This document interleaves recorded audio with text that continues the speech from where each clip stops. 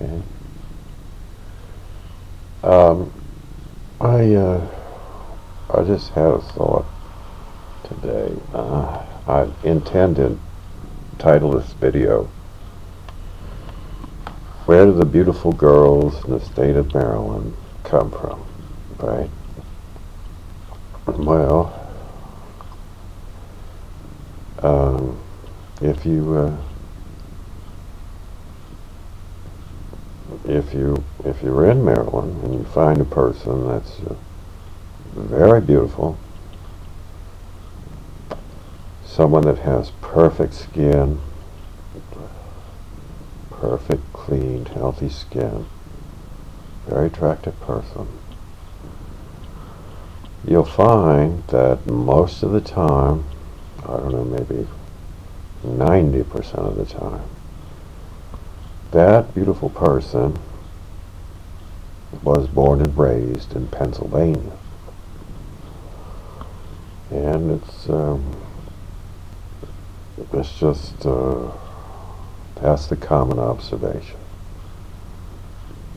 The beautiful women in the state of Maryland were born and raised in Pennsylvania. So, and there are, young men that come from Pennsylvania, and they have an excellent appearance too. They have very good skin. So, what causes that? Why does that happen?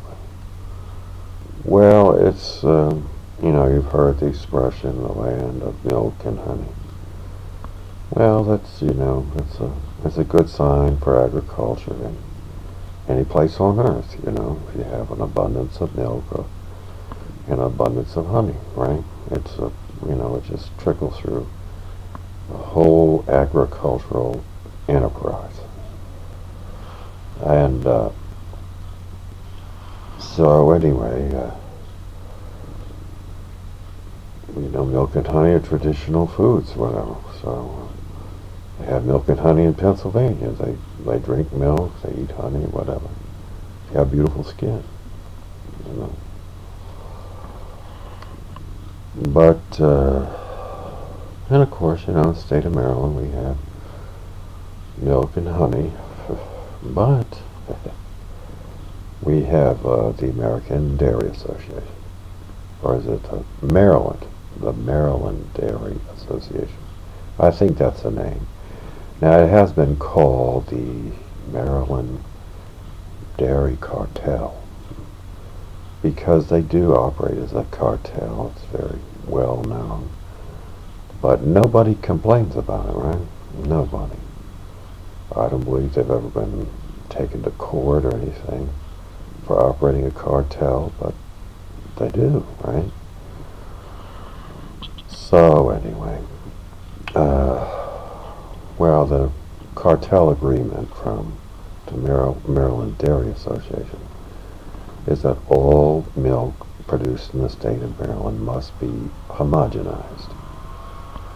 And so, that was a completely unnatural process that was developed in, I believe, in the 1950s because they wanted to, make a lot of money on what they're called rayon guns. So anyway, they could make rayon by, rayon has to be made, rayon fibers, stockings and everything, are made by passing whatever it is, the plastic, through a very thin nozzle. And so, some brilliant, Nazi-inspired business person in America decided that he would trick up some milk with it, right? So they pass, milk through rayon guns, and of course it modifies the physical nature of the milk, frees the digestive enzymes in the milk that are normally attached to the fat particles of the milk, so that anybody that drinks the milk will digest the fat, right? Well, you can't digest fat in homogenized milk because The digestive enzymes are floating around unattached to the fat. So, you have this indigestible fat that's going through you. And the enzymes, which are built to digest fat, will digest whatever comes along, like all the tissues in your body. The fats in your skin cells that cause your skin to be flexible and pliable, whatever, So, the comedians in Hollywood, black comedians in Hollywood, make jokes about there's nothing uglier than an old white lady, you know what I mean? Well, we know where they saw those ugly white ladies is in the state of Maryland. Been drinking homogenized milk all their life.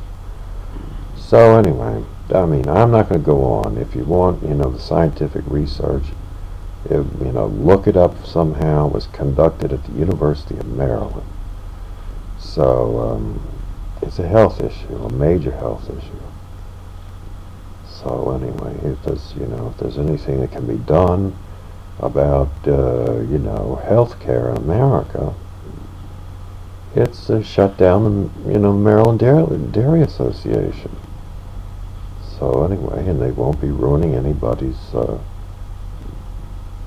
youthful appearance or constitution. So anyway, and I did use the word Nazi, but it's one of those things. There's something purely evil about it. So anyway, that's all I want to say. I live in the state of Maryland, below the famous Mason-Dixon line. So what has the Mason-Dixon line become? The division between ugliness and beauty. So, here we are in the state of Maryland, going along with the program. So anyway, cheer up. There are simple solutions to a lot of healthcare problems in America. It's just, stopping homogenization is one of them, that's all.